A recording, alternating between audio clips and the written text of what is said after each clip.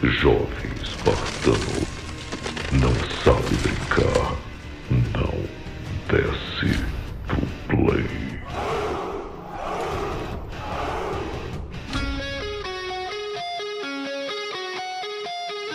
Fala galera, um grande prazer em ver vocês aqui novamente. E hoje estamos aqui em mais um quadro, fazendo aqui uma reação dos comentários mais enfadonhos da semana. Lembrando que não necessariamente eles foram feitos essa semana, eu apenas os recebi com prints essa semana. E hoje, galera, como eu tô fazendo um vídeo aqui agora de manhãzinha, tudo mais, tá meio difícil de entrar no modo 1000 graus, se é que você me entende, porque agora, para vocês terem uma noção, é em torno de 6h30 da manhã que eu tô gravando esse vídeo, então eu não tô exatamente naquele pique 1000 graus pra ficar dando muita risada aqui. Mas vamos lá que eu tô me sentindo até meio ácido pra reagir a alguns comentários aqui, lembrando que o intuito desse quadro é só dar uma risada de alguns comentários enfadonhos, não tem como objetivo ofender ninguém. Então se você não curte esse tipo de conteúdo, tudo bem, só não vem dar lição de moral, porque você não vai ter nada pra falar. Ponto alguém. Compre cartões com segurança e rapidez. Links na descrição.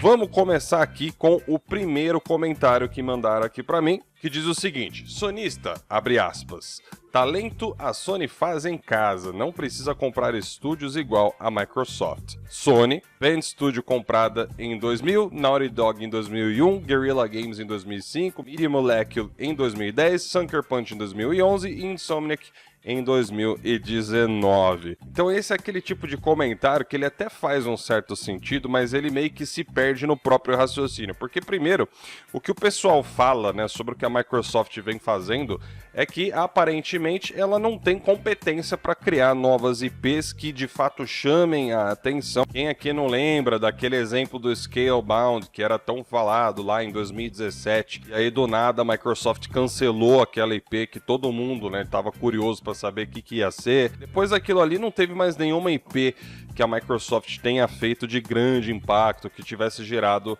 uma grande hype, né? Então é mais ou menos com base nisso que a galera faz esses comentários.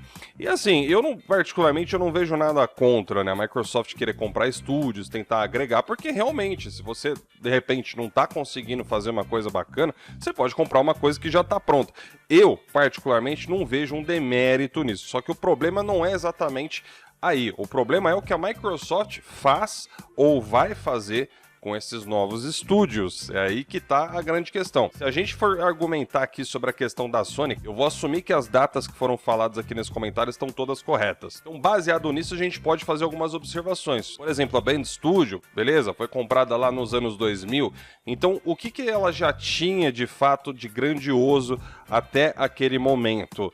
Cara, que eu me lembro aqui era só a franquia do Siphon Filter, que era uma franquia de maior sucesso, que já existia dentro da Band Studio. Se eu não me engano, o primeiro jogo veio em 1999. Então, se você tirar o Siphon Filter, você ainda tem outros jogos que foram feitos a cargo dela, mas que já existiam, por exemplo, de outros estúdios da Sony, como por exemplo o Uncharted, né? O Golden Abyss, que a versão do PS Vita foi feito pela Band Studio. Por último, teve um grande título, um grande investimento, que foi o caso do Days Gone, que é uma franquia totalmente nova e que não acompanhou a Band Studio nessa compra aí. Com o estúdio que ela comprou, ela criou coisas novas e que tiveram sucesso. Também tem outros exemplos aqui. O cara citou, por exemplo, a Naughty Dog, comprada em 2001. Beleza, mas Uncharted veio entre 2006 e 2007 para o PlayStation 3. The Last of Us também, outro dos grandes títulos da Naughty Dog, também só veio à existência em 2013, ou seja, é mais um dos exemplos de uma coisa que ela comprou que não estava pronta, ela teve que trabalhar ali em cima e criar coisa nova com isso daí, e que foi um sucesso. Vale lembrar de uma coisa, tá, galera?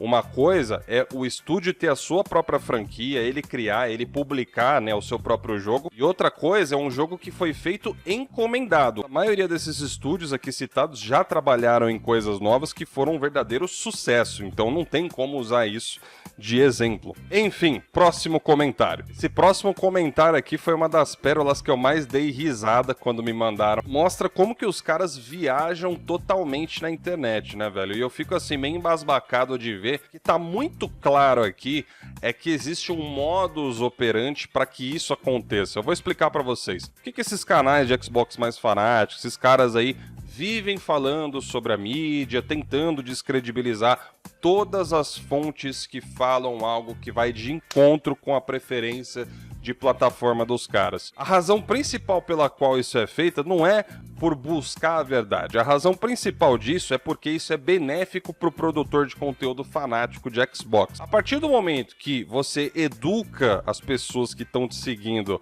a descredibilizar fontes que têm muito mais relevância que você conduz essas pessoas a assistirem e consumirem somente o seu conteúdo, ou seja, o que você fala acaba se tornando lei para essas pessoas e elas, sem nenhum tipo de pesquisa ou estudo, acabam propagando as besteiras que o cara fala. E se você tá duvidando, esse aqui é o exemplo perfeito. O cara fez um post aqui lá em novembro falando que o PlayStation 5 tinha sido anunciado com os 10.2 teraflops e que seria rebaixado em breve com uma atualização de firmware para trazê-lo de volta aos seus 8.4 teraflops originais. Tudo feito na sordina, em absoluta discrição e sem alarde da mídia. Agora eis a questão de onde que o cara tirou essa informação. Não tem nada que foi vazado e nada que foi confirmado como uma verdade sobre isso daqui. Isso aqui foi um rumor que surgiu e ainda por cima afirmou que os 8.4 teraflops eram a frequência original do PlayStation 5. Você vê então que os caras realmente não têm conhecimento, porque se você, que é um seguidor desse tipo de gente, se dedicar a usar um pouquinho só dos neurônios que você tem aí na sua massa cinzenta e for olhar os novos projetos, as novas placas RDNA2 que a AMD lançou, você vai ver que os clocks dessas placas aí são muito similares ao clock que o PlayStation 5 usa, por exemplo, que também é arquitetura RDNA2. Imagina que isso aqui realmente tivesse sido verdade. Não ia ficar ainda pior para a imagem do Xbox Series X, por exemplo, que se saiu pior que o PlayStation 5 na maioria das comparações dos jogos com patch Next Gen até agora? Como é que pode um console de 12 teraflops estar apanhando para um de 8.4? E o que mais me surpreendeu aqui não foi o número de likes que essa publicação teve, o que mais me surpreendeu foi o número de compartilhamentos, de retweets que a galera fez em cima disso daqui. Caras nem vão pesquisar para saber se é verdade, os caras simplesmente compartilham porque tem a ver com o que eles gostariam que fosse verdade. Depois vocês ficam perguntando por que esses caras não crescem, né? E por último, para encerrar aqui com chave de ouro, um comentário que não teve como eu não salvar. Esse aqui eu mesmo printei. Isso aqui foi de uma menina lá, o pessoal fã de Xbox, que fez esse comentário aqui, onde ela fez a seguinte afirmação. Olha só, mais de 4.000 jogos da retrocompatibilidade remasterizados gratuitamente. Desista, a humanidade não tem mais salvação. Entregue seu lado 1000 grau. Não adianta mais. Chega. De onde vocês tiraram esse tipo de informação? Vocês sabem o que é um jogo ser remasterizado? Isso não tem absolutamente nada a ver com retrocompatibilidade. Pelo amor de Deus, olha o tanto de compartilhamento e like que a publicação teve. Isso só mostra como que a galera não se preocupa minimamente em se informar sobre as coisas que os próprios caras falam. Mas vamos continuar aqui, olha só. Mais de 350 jogos em Game Pass, incluindo lançamentos exclusivos Day One, a partir de R$12 mensais. Quem disse que o preço do Game Pass é R$12 mensais, caras? O próprio site da Microsoft aqui, se você entrar, você vai ver que o Game Pass de console, que é o que você usa no Xbox Series X e S, por exemplo, custa R$29,99 por mês. R$30. É mais do que o dobro do que a pessoa aqui tá falando, caras. Eu acho que nem quando o preço tava mais em conta, por exemplo, chegava nesse valor. Acho que nem a versão do PC chegou a custar R$12. Eu não lembro mais, mas era a mais barata que tinha. Hoje também tá custando aí 30 por mês. O Game Pass não tem uma assinatura anual para você fazer, você assinou por mês, você paga isso, 3 meses paga isso, 1 ano paga isso. Não, a assinatura dele é mensal. São pessoas que não entendem absolutamente nada do que elas estão falando E mesmo assim elas dão alguns pitacos e a galera que é desse pessoal que tem a mente fechada, é o cara que ele é conduzido a não pesquisar as coisas, compartilham como se fosse a maior verdade do mundo, depois passam vergonha e falam que é perseguição dos outros, caras. Olha, é umas coisas assim absurdas. Mas enfim,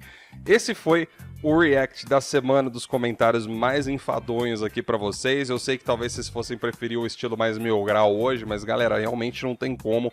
Tá muito cedo aqui e eu meio que acabei de acordar, não tô no pique ainda pra chegar nesse ponto. Hoje eu fiquei no meio a meio, né? Mas se você gostou aqui do vídeo, deixa aí o seu like. Se você não gostou, deixa aí o seu dislike. E não se esqueça de se inscrever no canal. Eu vou ficando por aqui. Até a próxima. Tchau, tchau.